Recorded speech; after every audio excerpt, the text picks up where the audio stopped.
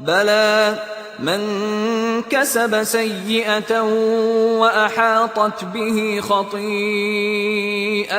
فأولئك أصحاب النار هم فيها خالدون۔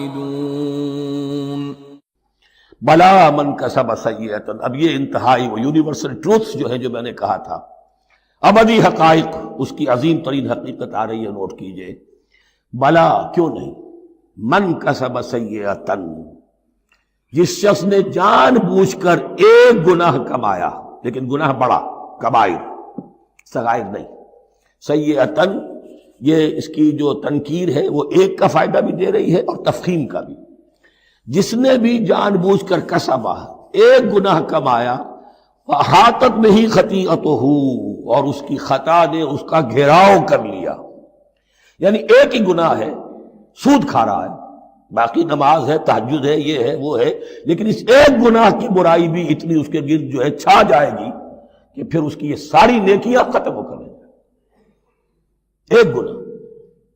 بلا من کسب سیئۃ واحاطت بہ خطیئتہ فاولئک اصحاب النار هم فیہا خالدون۔ اس میں ہمارے مفسرین نے یہ لکھا ہے کہ اس کی خطا کاری اتنی اس کے اوپر چھا جائے کہ ایمان کا کوئی اثر باقی نہ رہے۔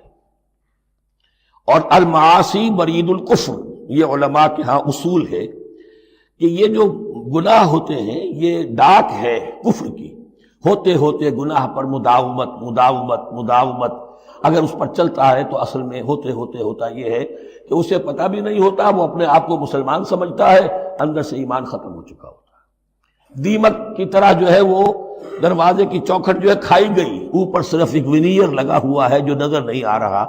یہ عقل جو ہے اللہ نے دیمک کو بھی دی ہے کہ چھوٹی سی چھپٹی چھوڑ دینا تاکہ دھوکہ کھاتے رہیں لوگ گھر والے، باقی یہ کہ اندر سے کھوکھلا کر دیا۔